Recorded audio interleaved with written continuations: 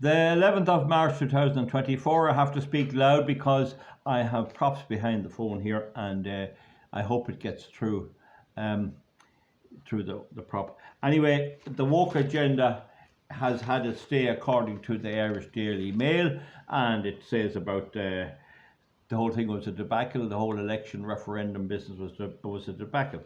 But there's an article then in it, by Mary Carr, and this is the greatest load of lies and nonsense ever was published in a paper. Now I'm going to read it to you. It forced my mother's generation to stay at home. It did not. There is nothing in the Constitution forced anyone to stay at home. We read it out. As the overwhelming rejection of the referendum sank in, the result was touted in some sections of the foreign media as the Irish voting to keep women in the home. That's their business. We are the ones that have to live under our laws and have to answer to the courts for it, not the foreigners. Why are we so worried about them? What the hell has to do with them? Who is this foreign media? I don't see a lot of them after watching Jeff Cooper, and he's celebrating there on YouTube, his channel in Britain. And there's a lot of very positive comments all over the world. But of course the wokes have control of the BBC and the Irish media, including, to my surprise, the Daily Mail. Nuances like the clumsy language of the replacement article. No, it wasn't clumsy language. It was deliberate attack on the family and the traditions of our legal system that took years to write in by a crowd of idiot omadons that don't know the first thing about law. Language of the replacement article. Our fears about unintended consequences. Of course, it was like throwing a big spanner into the Big Ben works, hoping everything will be all right. How can you, when you change the whole thing like that? Attention-grabbing headlines are referred to. Who gives a damn about them and their attention-grabbing headlines? RTE is on all night tonight on the news. The Oscars. They're about as relevant. They are in irrelevance in relation to Ireland. There is a fella there called Murphy, got some kind of an award. But the thing about it is, that's the way off in California. All yuppies, all celebrities trying to make the rules for me, like Bono and all of those, trying to tell the rules for the man down on the farm. Go to hell is my answer to that. Anyway, but in many ways, their sensational verdict was not far from the truth. It was far from the truth. You are a liar, Mary. What's your name again? Mary Carr. You are a liar. It was far from the truth. Even if it seemed to turn us into a laughingstock, it did not turn us into a laughingstock. It turned us into ridicule by your couple of dozen Ludramons. RTE had a big party planned down at Dublin Castle, and Panty Bliss, a.k. Rory O'Neill, with his panty thing and his drag queen, was all set. I'm sorry, that's not the society. They can live and we let them live and let live. You are not moving into our territory. The family still tops. Granted, voters have a multitude of reasons for keeping controversial. It's not controversial. Article 42.2 in the so-called women in the home clause. Yeah, you're the idiot that's calling it.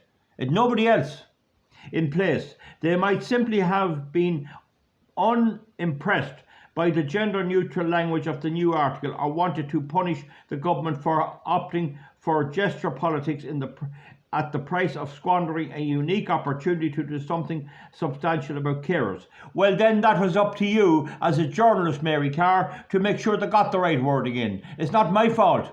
So you expect the people to vote for a flawed wording because it's woke. Isn't that the high up and the low down of it?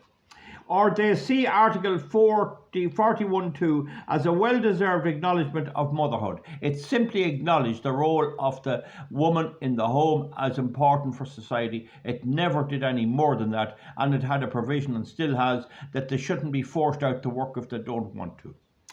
Of the vital role, and that's the children's allowance helps to do that, of the vital role women play in the home and society, and a reflection of the sacred importance of the mother figure in Irish culture. Well, that goes back to St. Bridget. That goes back a long, long way. and Maeve, Queen Maeve of Connaught. What was wrong with her? Queen Maeve. She was no easy touch. And what about Grania Whale, Grace O'Malley? You dirty idiot, you. And that's all you are, Mary Carr. Yet, whatever their reasons, the fact of the matter is that perhaps inadvertently no voter had given comfort to deeply conservative forces in society and reminded us of the fragility of the social progress. I am not deeply conservative. I am not deeply conservative. I think the thing out, I think the consequences, and I decide accordingly. And if we need amendments to the Constitution, then they have to be brought in with proper due diligence. Okay? No one told me anywhere in the campaign what was missing in the referendum, where somebody in the existing law, where somebody was suffering as a result of it. There was nothing given, only a bland, oh, we have to look good in the eyes of the world. Will you hump off over to Botswana or to Hollywood or wherever the hell you want, Mary Carr, and live over there? We don't want your wokeism. They have done so by overlooking the historical truth, which is that philosophically, another big word. Where'd she learn that? She got a dictionary somewhere. Article 41.2 kept Irish women as second-class citizens. Oh, you lying biddy. Oh, you liar, you. Second-class citizens. For generations. There was a time when women in the public service had to quit when they got married. That's gone easily 50 years, if not 60 years. That part was not the Constitution. That was rules by the government. Nothing to do with the Constitution. Nothing whatsoever to do with it. And weaponized gender discrimination for that purpose. That was gender discrimination. That's gone 50 years. And the Constitution never got in the way of ridding it. It was one of the pillars by which socially conservative, wholly misogynistic and Catholic Church dominated state instilled fear in the population. Certainly the Catholic Church had too much power. Certainly they abused it.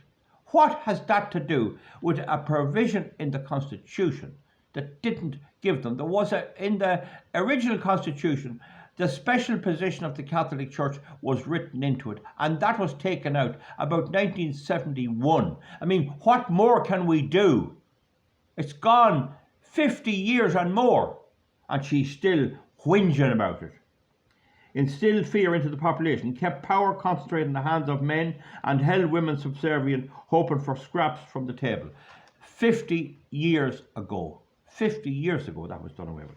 It reflects its effects was to force members of my mother's generation. Well, she doesn't say what age her mother was. She doesn't look that old. Maybe she doesn't. She looks to me to be about 47.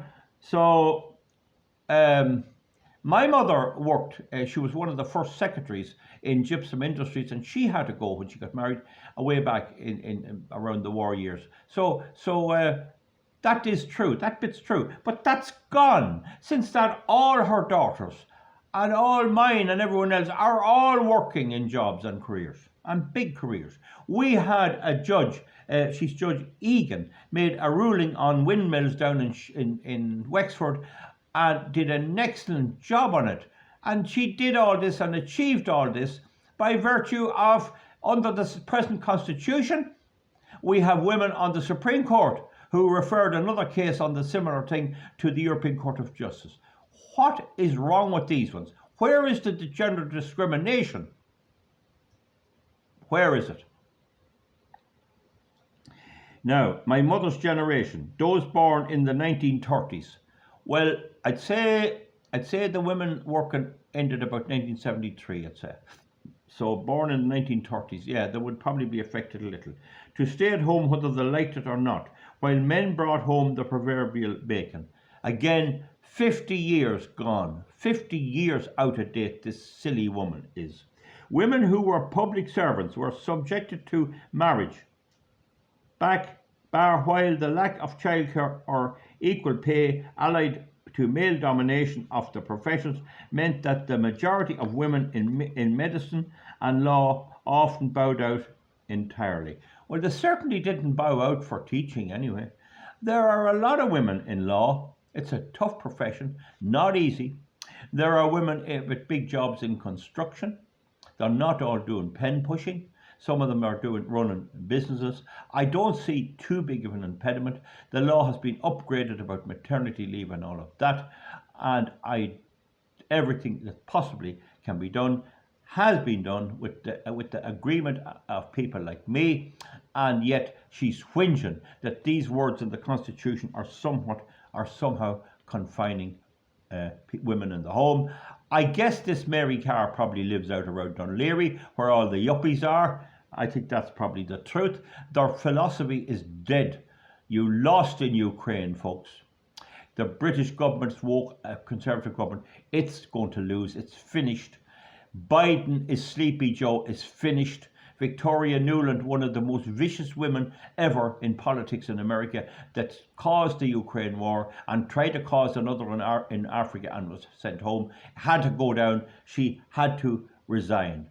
She had to go. She was pushed out. Why? Because she's not up to the job and was vicious at what she did, and she was a woman. Don't give me this baloney. Now, they often bowed out early. So did men bow out, by the way. A lot of lawyers and that gave up.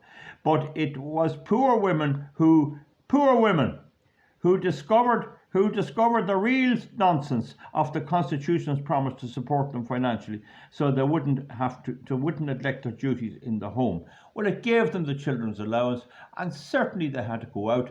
Poor always suffer. Oh, what has the socialist and the woke given the poor? You look at the poor people in Dublin, the worst of the worst, who are sleeping out tonight in the cold. And this biddy's bloody woke mass migration is taking the homes that they should have. You're a bloody, oh, what a villainous, stupid, it's incompetent stupidity journalism.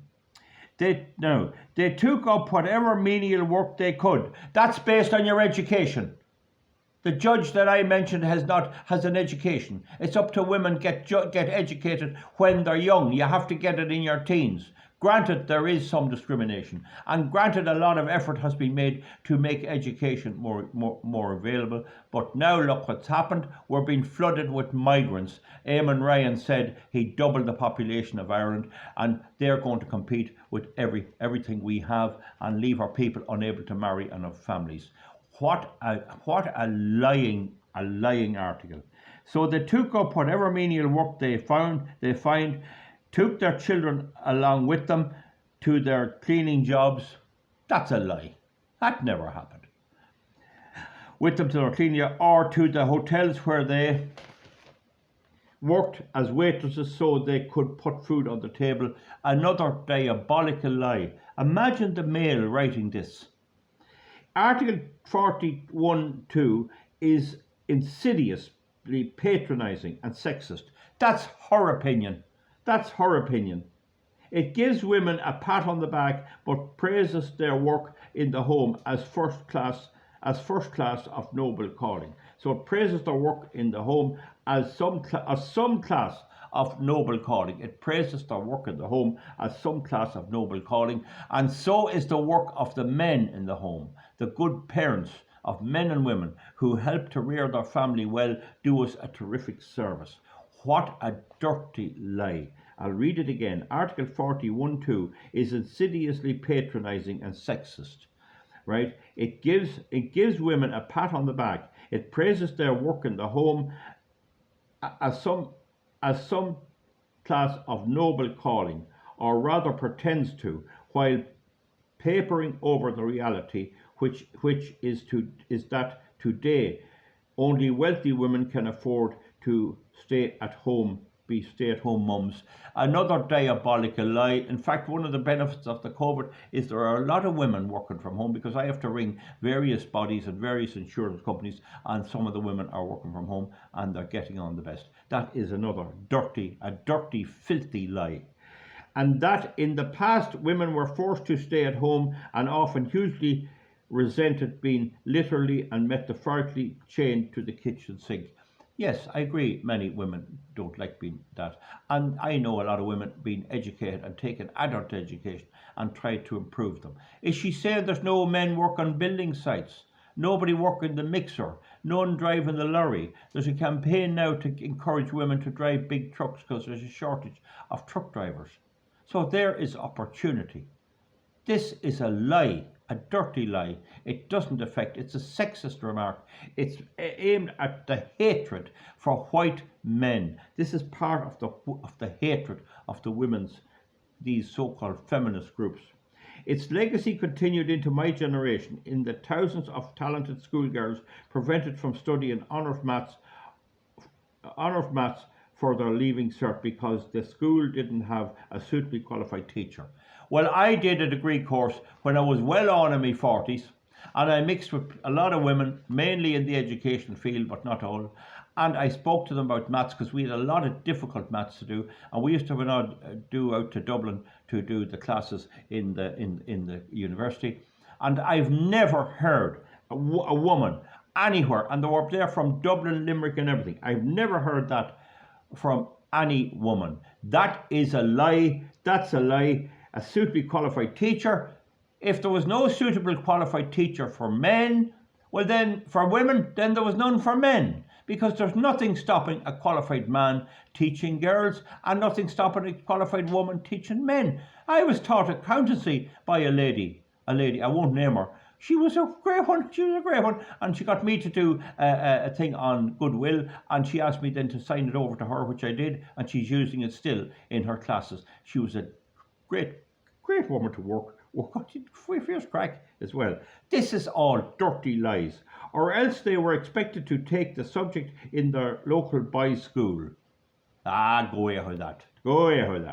It had echoes of the actions of guidance counsellors who funneled girls towards teaching and nursing because of their family-friendly hours, and promoted secretarial courses as a nice stopgap between school graduation and the next inevitable milestone of marriage and motherhood. I know acres of women who never married. I know one lassie comes to mind. She's about a year younger than me. She works in a tax office, the income tax office. This is such lies.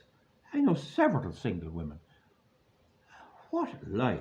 True, females were stereotyped into narrow preordained roles in European countries too, without the help of Article 41.2, a stranglehold, in order to preserve the patriarchy. What made us different in this country was that, thanks to the Constitution, female subjugation was codified in the state's official policy. It didn't say women must be in the home. It said that the woman in the home was a great bonus to have for the state, which meant that if the work that they did and the work that the men did in many ways, although the men didn't get congratulated, if they didn't do it, the state would have to do it. The reality is this is all to push gays, the gay men and women, that the homosexuals, and to make them equal to the conventional marriage. That's what's sickening this old Mary Carr idiot. My daughter's generation hasn't experienced any constraints in their education. Girls today outperform boys in the leaving cert. Well, what the hell is she whinging about? Girls today outperform boys. What is she whinging about? We've done all that. She's still not happy. They dominate entry into elite university courses, and they are gaining ground in STEM subjects. The gender pay gap is narrowing, and although the boys' club keeps a vice grip like that of plum positions in businesses, well, businesses are private enterprises, nothing to do with you. They don't read your old gutter press in any event. But in the case of the Gardaí and the teaching profession, they get equal pay to men. This is all lies and more lies. And in hardware business and the marketing business, they get equal pay. Public service and corporate life, things are improving, right? They get plum positions in the public service and corporate life. Bullshit. Noreen O'Sullivan got to be the Garda Commissioner. I wasn't fit for it. Dee Forbes got to be the running RT. Wasn't fit for it. And Catherine Martin's trying to sort it out, and she's not fit for it. So don't give me that old crap. Things are improving, albeit at a faster rate in some careers than in others. My daughter's generation, in their early 20s, will give birth to babies, but it is not set in stone that they will become the default parent. More old mumbo jumbo. A lot of daughters can't get married. A lot of couples can't get married because every damn thing in the country's gone to migrants from Timbuktu. Like now, for economic reasons, most of these mothers will be obliged to have paid employment, making the sanctimonious assurances of Article 41.2 even more redundant and obsolete. We were told that by letting women out and letting them work, we'd improve their standard of living. But what happened is the prices went up so that the women have to work. That's economic necessity. It was up to the politicians, the women and the men, to make sure that if there were two people working, that they had a better standard of life. But they don't. It's now a necessity that the women work. So where is the Constitution impacting any of that? You silly idiot, Mary Carr. In years to come, more male partners will take up their right to parental leave, and housework will be divided more evenly than now. How are you going to police that? Or else there will be robots to do the thankless cleaning. What a stupid. This is we have wind energy, we have renewables, we have the highest electricity bills in the world, but still you have to pay for it, nothing's free. Oh, these are the villains. This is the promise of a society that aspires to more freedom and greater equality. But what is any of this idealism about sharing the burden of care in an archaic article? It's not archaic. Article 4.2 is a throwback to the point of history when society represented women so much, when society repressed women so much that they couldn't sit on juries. That's gone. 1960s, maybe 1940s, gone. And she talks about archaic, about it being archaic. And she refers back to something that's gone 60 years ago. What a wagon. And mothers struggling to cope with too many children, dependent on wisdom. Well, there's pills and condoms and all of that, and sterilisation and the devil knows what. There is no excuse for anyone getting pregnant if they don't want to know. No excuse. Of a celibate priest. Now, and dependent on the wisdom of a celibate priest, a confession box to advise them about family planning. I don't need to respond to that. How can the male write this crap?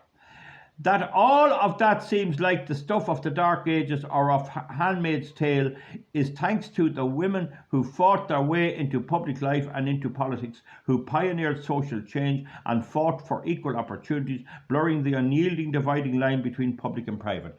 If the women are in any job, right, watch, you perform. There's no passengers. That's the rule. Women or men. You don't have to get all alarmed. You just do it at a nice pace. Nobody's pushing anybody. And the same for men. This is what this is about. That women can lie up and sit up on a big deck chair looking out over the sun. That's really what's annoying this one. No, it's thanks to women who put female experience and the horrors of the indignities that women endured at home because of their financial dependence on abusive men. Yes, that has happened. There is no doubt there is that. There is unbelievable laws brought out about abusive men, and a lot of men are abused by women. There is no monopoly on abusive relationships. A lot of men are being the subject of abusive relationships. Don't give me that crap. On the agenda.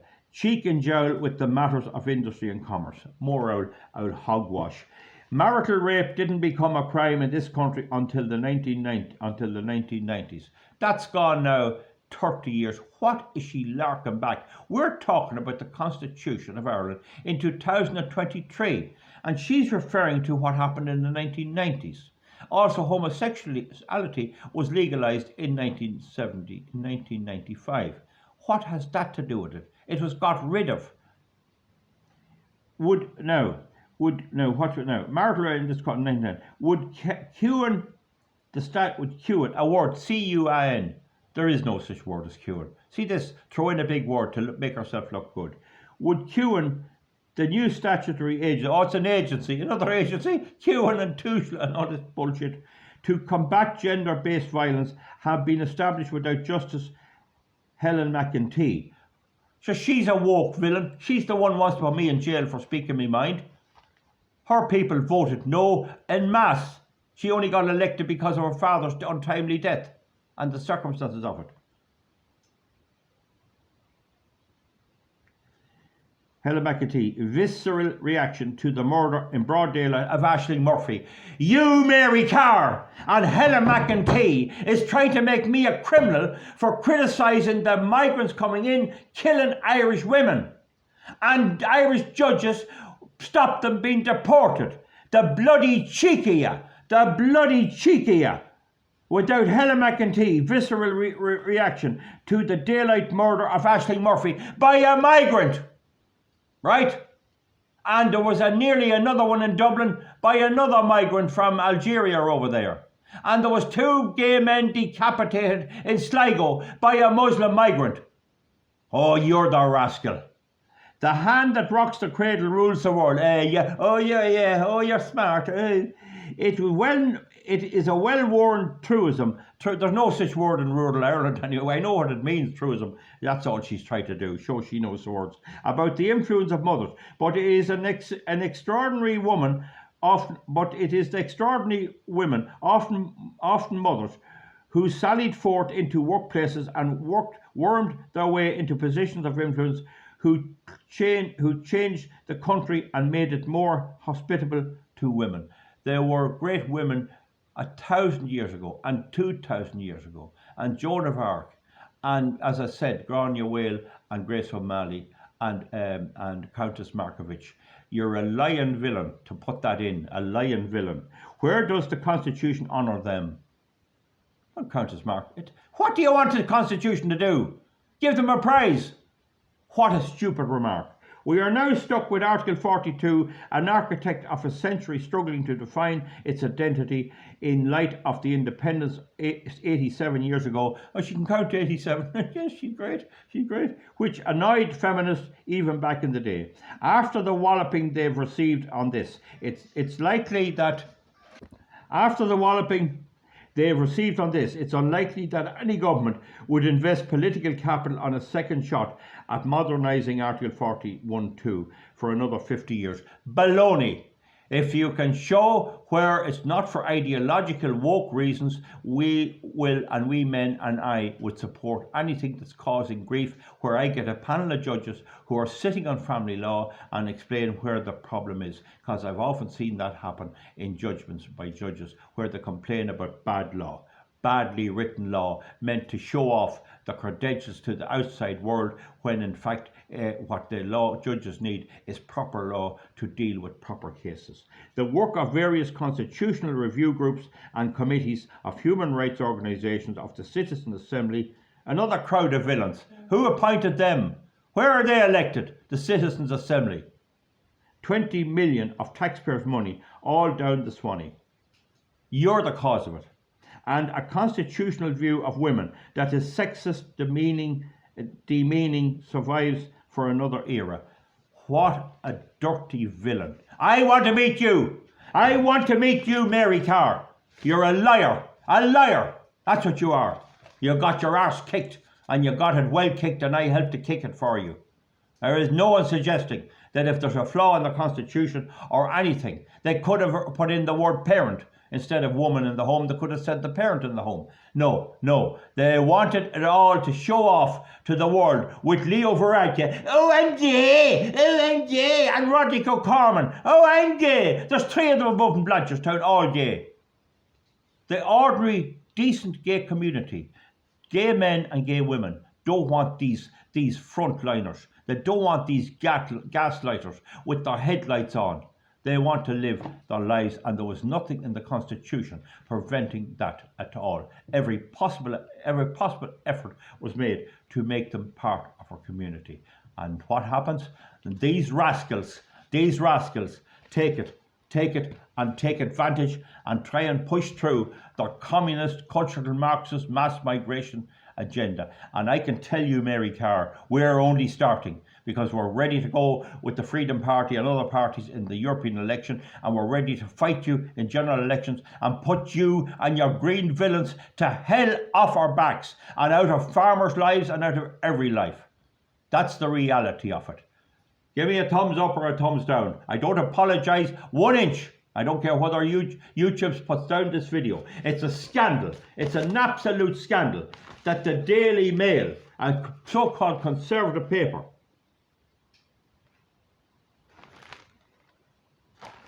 print that. Fine Gael anger with Varadkar over crushing defeat.